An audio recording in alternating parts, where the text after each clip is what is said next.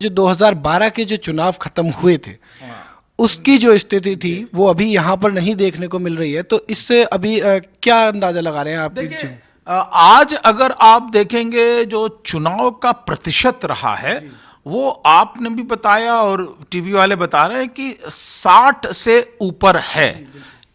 इसका ये मतलब हुआ कि 60% वोटिंग तो हुई है कुल मिलाकर के, लेकिन अगर आप सोनभद्र में देखें तो वहां 62% हुई, मिर्जापुर में देखें वहां 62% हुई, चंदौली में 63% हुई और इसी तरह जौनपुर में 61.5%। यानी कि फिर से एक बहुत अधिक मात्रा के अंदर वोटिंग हुई है। और जब हाई परसेंटेज ऑफ वोटिंग होती है तो केवल एक फिलॉसफी काम करती है और वो फिलॉसफी है कि जो वर्तमान सरकार है उसके खिलाफ जनता का गुस्सा साफ दिखाई दे रहा है।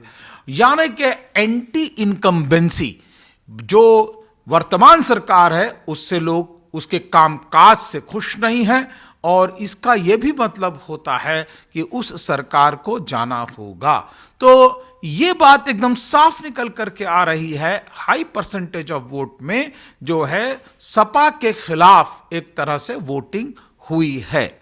अब हम अगर 2012 की बात करें, 2012 में यहां पर समाजवादी पार्टी ने कमाल किया था और ऐसा कमाल 40 में से 23 सीटें जीती थी और उसको 31.3% वोट मिले थे।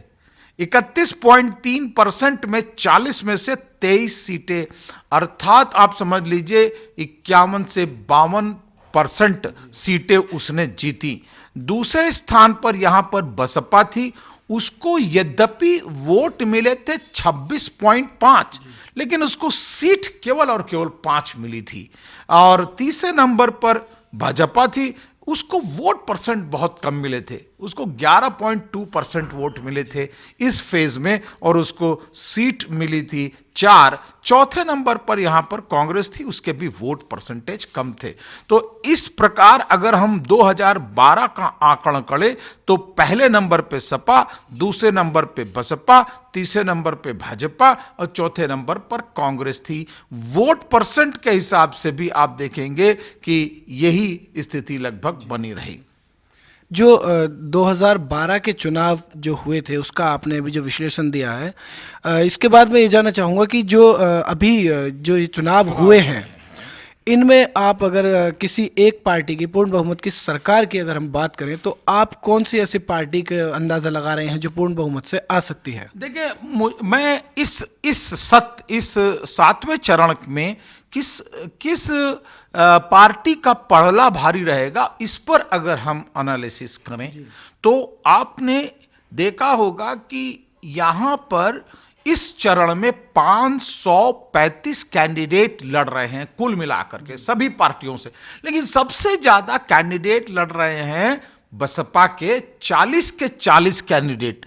अर्थात ये हुआ कि बसपा ने इस चरण में भी किसी से गठबंधन नहीं किया है और इसलिए उसके संगठनात्मक ढांचे में बहुत दम नजर आ रहा है। दूसरी तरफ अगर आप देखेंगे कि सपा और भाजपा दोनों ने इसमें गठबंधन किया है। भाजपा ने इस समय अपना दल सोनीलाल पटेल ग्रुप से किया है और दूसरी उसकी पार्टी है सुहेल राजभर पार्टी जिससे उसने गठबंधन किया है। और तीसरी तरफ आपने देखा होगा कि कांग्रेस और सपा गठबंधन में उतरी है, तो ये दोनों पहले ही कम कम सीटों पर लड़ रही हैं। इसका मतलब ये जो दोनों पार्टियां हैं इनको अपने ऊपर पूरा भरोसा नहीं था, अपने संगठनात्मक ढांचे पर उसकी ताकत पे भरोसा नहीं था और इसलिए इन्होंने गठबंधन में लड़ाई लड़ी। अब हम आते हैं कि यहां पर कुल मिलाकर के 1,40,00,000 मतदाता है, 1,40,00,000 मतदाता। और अगर हम 2012 का आकलन कर रहे थे तो उसमें हमने ये कहा और आपको बताया कि सपा को 31.3% वोट मिले थे और उसको सीट मिली थी 23। अगर उस हिसाब से हम आकलन करें, 2012 को आधार मान लें, तो बहुजन समाज पार्टी को क्या परसेंट वोट मिलेगा, यहां पर उसके दो और मैं तथ्य बताना चाहूंगा। बहुजन समाज पार्टी के साथ यहां पर जो अंसारी बंधुओं की पार्टी थी, मुख्तार अंसारी, अफजाल अंसारी, इनकी जो पार्टी थी, उलेमा नहीं, कौमी एकता जो पार्टी थी, हैं, कौमी एकता पार्टी, उसका विलय हो गया बसपा में। और दूसरी तरफ उलेमा काउंसिल एक बहुत जोरदार पार्टी थी इस एरिया के अंदर, जो अक़लियत समाज में दम रखती थी, वो पार्टी भी जो है बहुजन समाज पार्टी को सपोर्ट कर रही है। अब अगर इस 40 सीटों पर दलित और अल्पसंख्यक दोनों का जनसंख्यात्मक, हम उनकी जनसंख्या की गणना करें, तो दलित करीब करीब यहां पर जो शेड्यूल कास्ट है, अनुसूचित जाति है, उसकी संख्या 19% होती है, और करीब करीब यहां पर 14% के आसपास अल्पसंख्यक है। अगर हम दोनों को जोड़ दें तो इन दोनों की संख्या 33% हो जाती है। अब आप यहां पर इस एरिया में, जौनपुर एरिया के अंदर, आप देखेंगे कि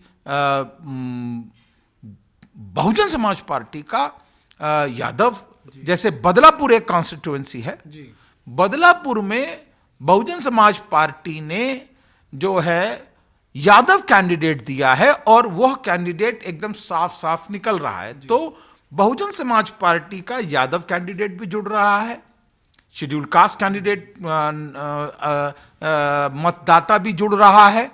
और अगर आप अंसारी बंधुओं का जो गाजीपुर एरिया के अंदर, मऊ जो पिछली बार में गया, आजमगढ़ पिछली बार में गया, तो गाजीपुर के अंदर एक कहानी बता रहे थे लोग कि जिस प्रकार से समाजवादी पार्टी ने कौमी एकता दल के अंसारी बंधुओं की बेइज्जती की, पहले उनसे कहा कि आप हमारी पार्टी में मर्ज हो जाओ, और उसके बाद उनको हटा दिया। इससे पहले समाजवादी पार्टी ने जब राज्यसभा के लिए चुनाव हुए, तब भी उनसे वोट तो ले लिया, लेकिन जब उनको इज्जत देने की बात आई तो उनको नकार दिया। तो इसलिए पूरब का, गाजीपुर एरिया का जो अल्पसंख्यक समाज है, वो बहुत नाराज है समाजवादी पार्टी से, और इसलिए उसको भाजपा के बरक्स, भाजपा के खिलाफ केवल एक दल नजर आ रहा है, वो है बहुजन समाज पार्टी। तो एक बार फिर ये बात क्लियर हो जाती है कि बहुजन समाज पार्टी का पलड़ा भारी दिख रहा है।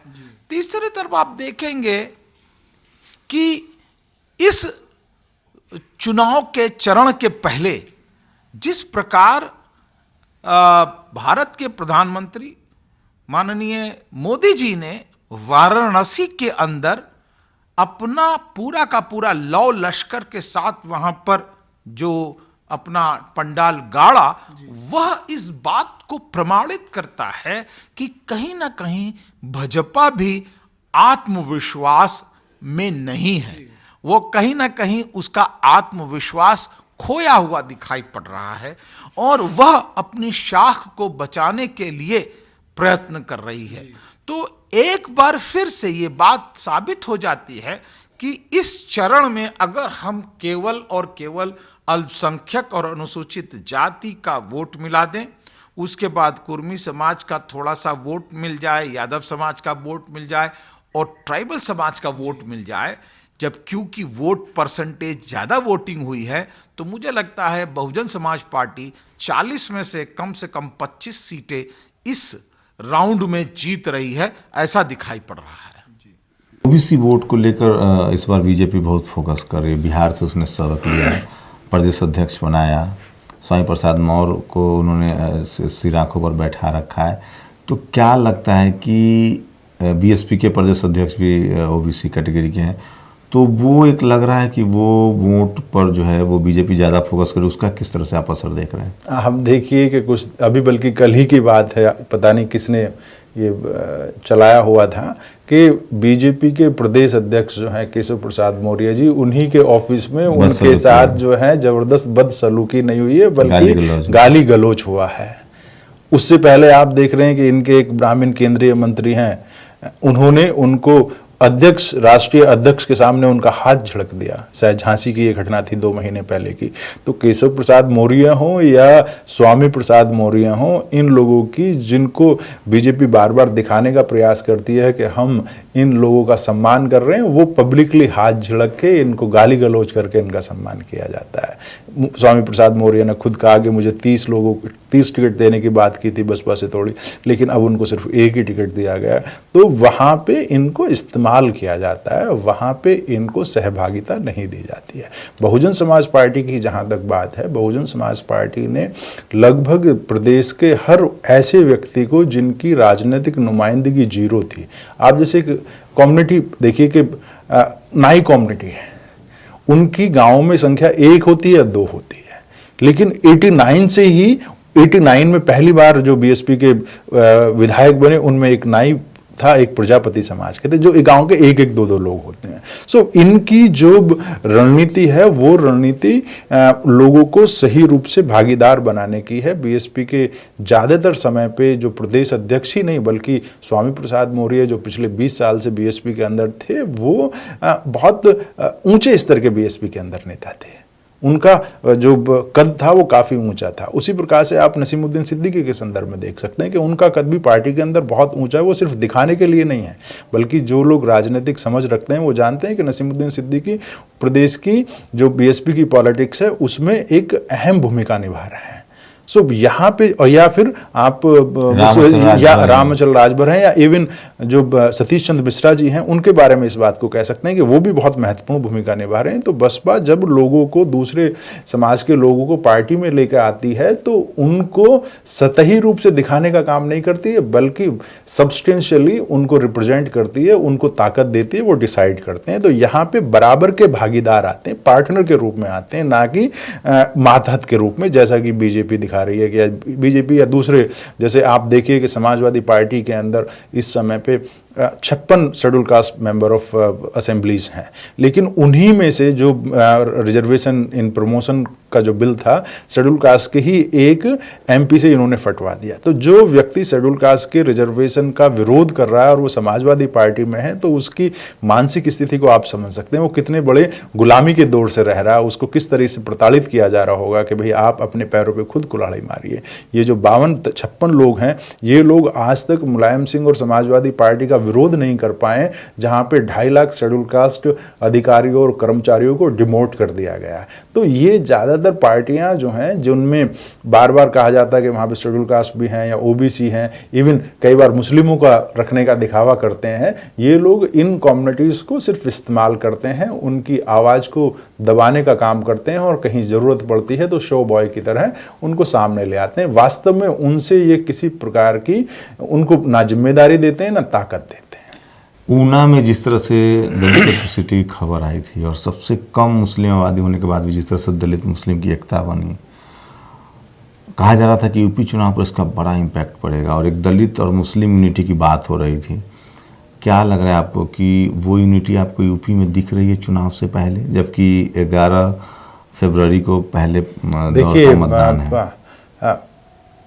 अभी कल ही मैं 2-3 जिलों में निकल के आया हूँ। कल मैं मुरादाबाद गया था, ज्योतिबा फुले नगर गया था, और हापुड़ से होते हुए 4 जिलों का कल मैंने जो है थोड़ा सा देखने का प्रयास किया कि क्या चल रहा है यहाँ पे।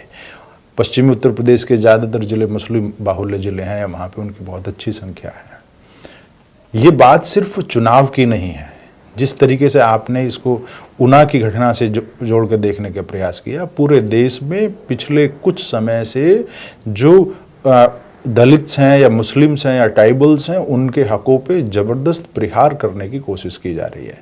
क्योंकि इन लोगों ने जो उन्नति की है पिछले 50 साल के अंदर, भारतीय संविधान के द्वारा जो उनको अधिकार मिले हुए हैं, उस उन्नति के द्वारा, उस विकास के द्वारा इन्होंने अब वर्चस्ववादी व्यवस्था को, ब्राह्मणवादी व्यवस्था को क्वेश्चन करना शुरू कर दिया। उनको कहीं ना कहीं अब इन्होंने सवाल करना शुरू कर दिया है। इनके पास रणनीति ये है कि भाई ये अगर एकता बनती है, जो बहुजन एकता अगर वो बनती है, तो उनका वर्चस्व 15% भी नहीं बचेगा, उनकी हिस्सेदारी 15% भी नहीं बचेगी। दलित और मुस्लिम खासतौर पे इस व्यवस्था के बहुत ज़्यादा शिकार लोग हैं। आप देखते हैं कि मेरठ कभी बहुत सेंसिटिव इलाका हुआ करता था, खासतौर पे दलित और कम्युनल राइट्स के संदर्भ में। लेकिन मैं क्योंकि खुद मेरठ का रहने वाला हूं, मैं इस बात को कह सकता हूं कि वहां पे लगभग पिछले 25-26 साल से लगभग दंगे नहीं हुए हैं।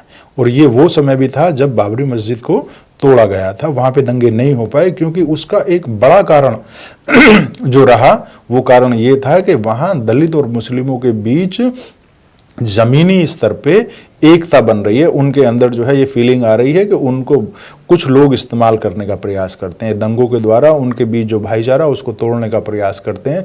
यही कारण था कि पिछली बार जब 2014 में चुनाव हुआ तो दो चीजें बड़े स्तर पे जो है प्रचारित की गई कि भाई बहुजन समाज पार्टी 0 हो गई और मुस्लिम 0 हो गए। तो इन दोनों लोगों को, बहुजन समाज पार्टी के 0 होने का मतलब यह है कि जो दलितों की आवाज़ थी, जो उनका सम्मान को और स्वाभिमान को आगे बढ़ाने वाली पार्टी थी, उसको इन्होंने 0 कर दिया और मुस्लिमों को 0 कर दिया। ये पिछले 50-60 साल के अंदर पहली बार ऐसा हुआ।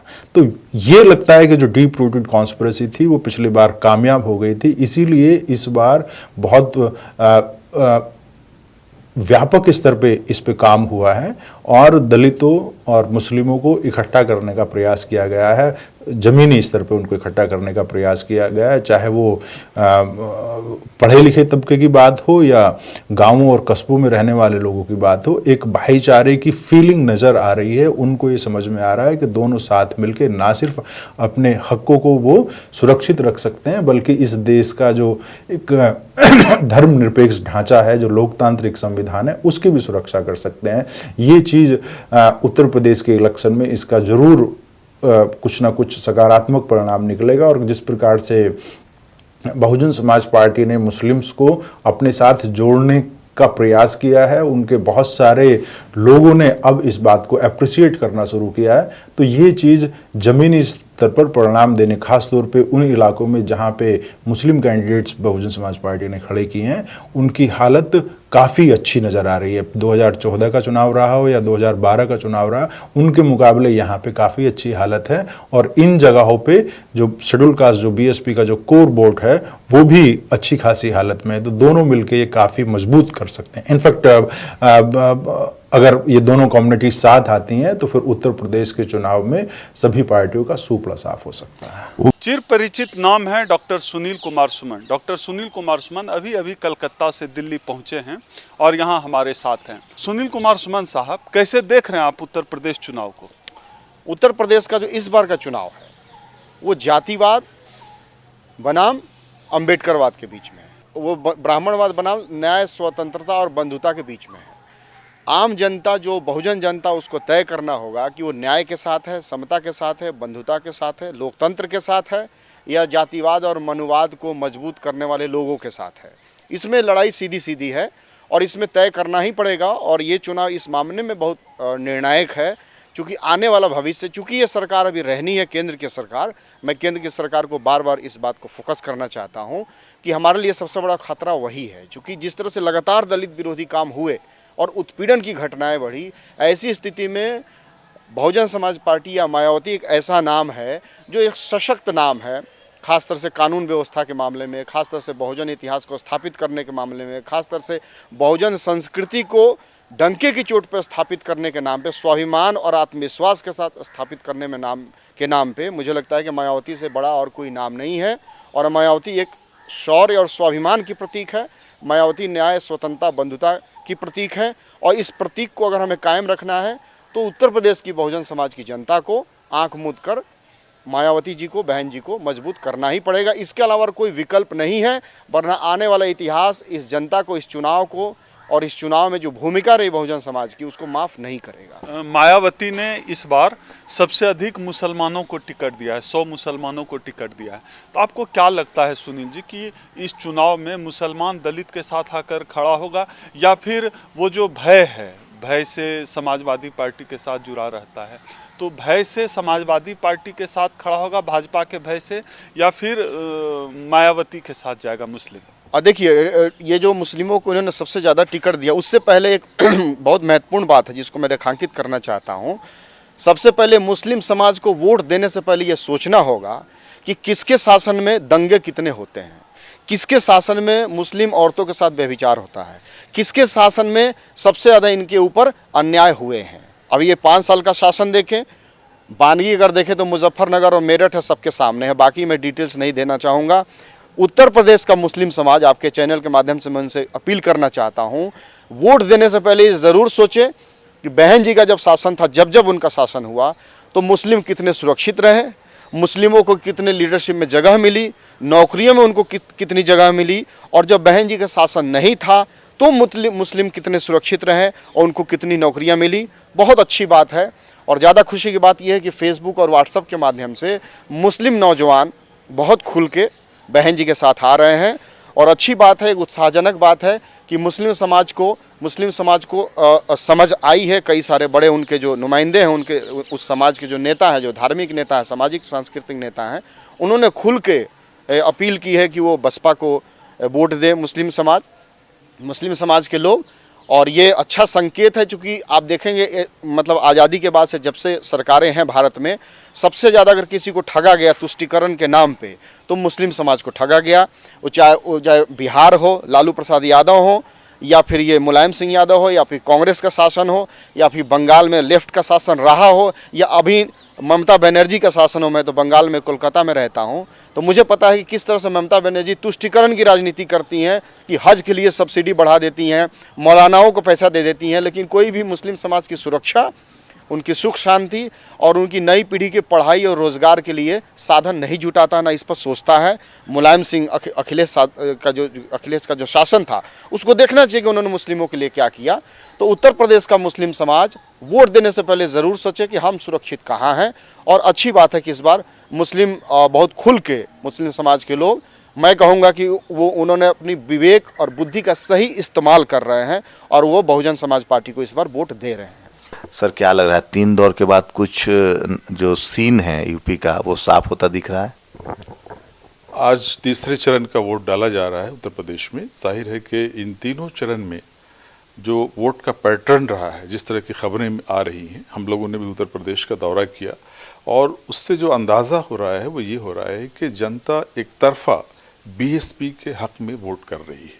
ख़ास तौर से एक यूनिटी, जो एक एकता की एक लहर चल पड़ी है कि जो बहुजन समाज है, जो दलित है, आदिवासी, पिछड़ा और अल्पसंख्यक, ये वर्ग यूनाइट हो रहा है और उसको ये महसूस हो रहा है कि जो कुछ हुआ है पिछले 5 वर्षों में उत्तर प्रदेश में, और जिस तरह से केंद्र में 3 वर्षों के अंदर कमोवेश लगभग 3.25 साल हो गए पूरे मोदी जी के, उनको देख करके जिस तरह से जनता के अंदर जो एक अविश्वास पैदा हुआ है समाजवादी पार्टी के खिलाफ, भारतीय जनता पार्टी के खिलाफ, वो चीज़ बिल्कुल खुल करके इलेक्शन में नज़र आ रही है।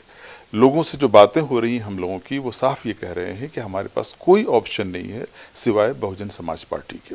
और बहुजन समाज पार्टी इन तीनों चरणों में, मेरा अपना अंदाज़ा ये है, और जो अंदाज़ा वहाँ से ग्राउंड लेवल से लोगों से बातें करके जो अंदाज़ा हो रहा है वो ये हो रहा है कि बहुजन समाज पार्टी नंबर 1 पे है।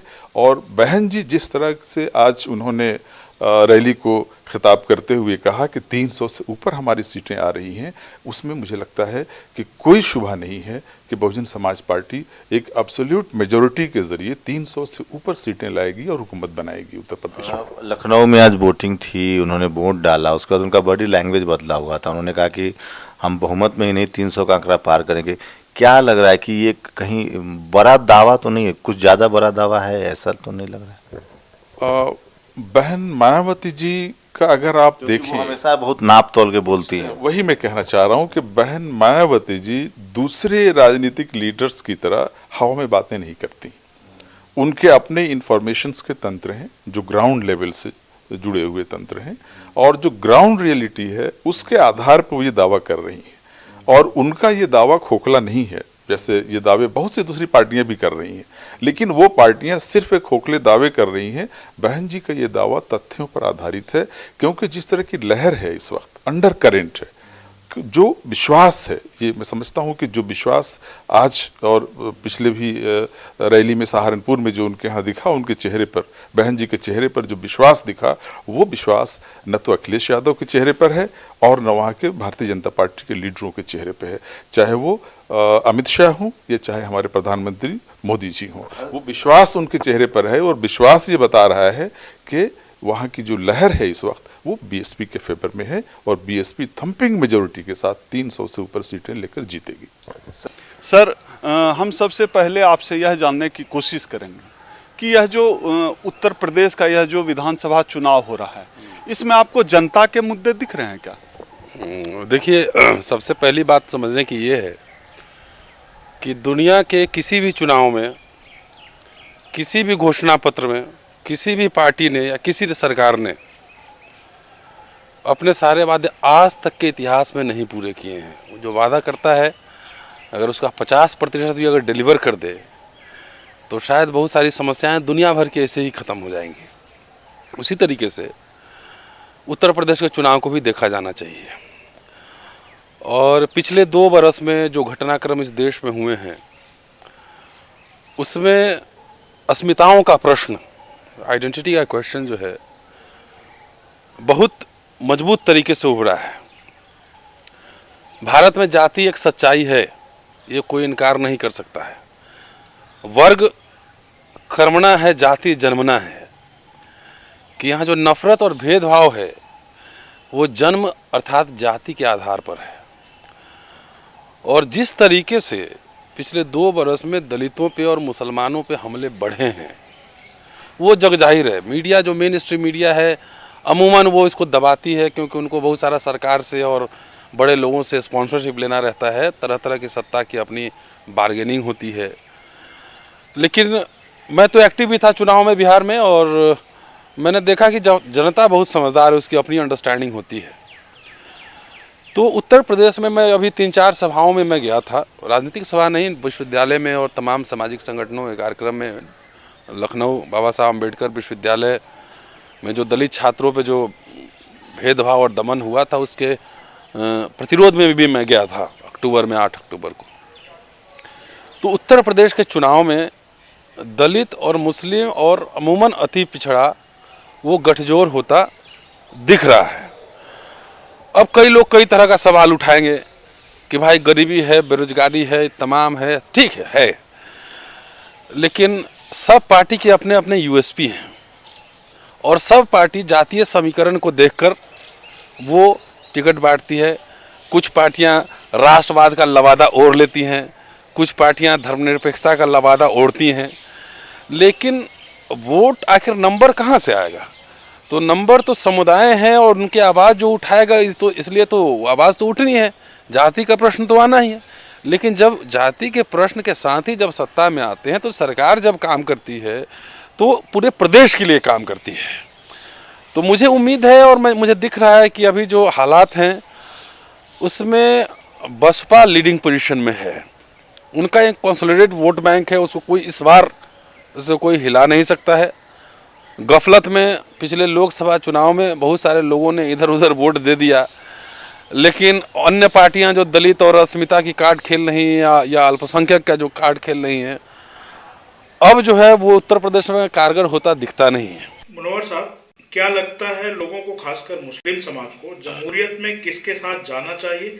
मजबूत प्रशासन और सुरक्षा कितना बड़ा मुद्दा है? जमहूरियत में अपने साथ जाना चाहिए। ये नहीं कि हम समाजवादी के साथ जाएंगे, हम बहुजन के साथ जाएंगे। आपको फैसला करना है कि हमें क्या करना है। जब आप फैसला करेंगे तो अच्छा होगा। आप खुद फैसला कर लेंगे आपको क्या करना है। भीड़ की तरफ न चलिए। भीड़ की तरफ चलने का मतलब यह है कि आपकी मौत है। मैंने आपसे कहा, आज की तारीख में इस उत्तर प्रदेश को अगर दंगे से कोई आदमी बचा सकता है तो वो मायावती के अलावा कोई नहीं है। क्योंकि उनके जो तेवर हैं उनमें अच्छाइयां भी हो सकती हैं, खराबियां भी हो सकती हैं, लेकिन उत्तर प्रदेश ही नहीं, बंगाल में जो 32 बरस हुकूमत थी कम्युनिस्टों की, वो सिर्फ इसलिए थी कि वो वहां दंगा नहीं होने देते थे। आज भी जो तृणमूल कांग्रेस वहां बेपनाह जीत के साथ आती है, उसकी वजह यह है कि वो हमेशा एकदम तीर तलवार लेकर के खड़ी रहती हैं सेंट्रल के खिलाफ कि हम दंगा नहीं होने देंगे। तो अगर इस सूबे को अगर वाकई दंगे से मुक्त कराना है तो बहन जी आपके शहर में आती हैं, उनसे वादा ले लीजिए कि बहन जी जहां आपको वहां मुख्यमंत्री का हलफ लेना है तो एक हलफ और ले लीजिएगा कि इस मुल्क में दंगा नहीं होने देंगे, चाहे हम रह जाए या न रह जाए। मैं ये वादा करता हूं, एक बात मैं इस चैनल के माध्यम से, कि मेरा कोई शौक नहीं है कि मुझे कोई कुर्सी मिल जाएगी। 65 बरस की उम्र में मैं रायबरेली में अपनी अम्मा की और अब्बा की कब्र के पैरों के पास लेटना चाहता हूँ। कैंसर हो चुका हो, जिस आदमी के दोनों घुटने बेकार हो और क्या क्या हो, उसकी अपनी कोई ख्वाहिश नहीं होगी, लेकिन मैं मरने से पहले एक बार ऐसी हुकूमत देखना चाहता हूँ जिसमें मुसलमान बराबर के हिस्सेदार हों। ऐसा ना हो कि मुसलमान दरबान हो, मालिक मकान कोई अंदर दूसरा बैठा हो। मैं चाहता हूं कि इस मुल्क में, अगर इस मुल्क के खासतौर से इस सूबे के मुसलमानों में इतनी गैरत आ जानी चाहिए कि जो वजीर आपका काम न करे उसके घर को जला दीजिए आप, क्योंकि आपने उसको जिताया है, आपका हक है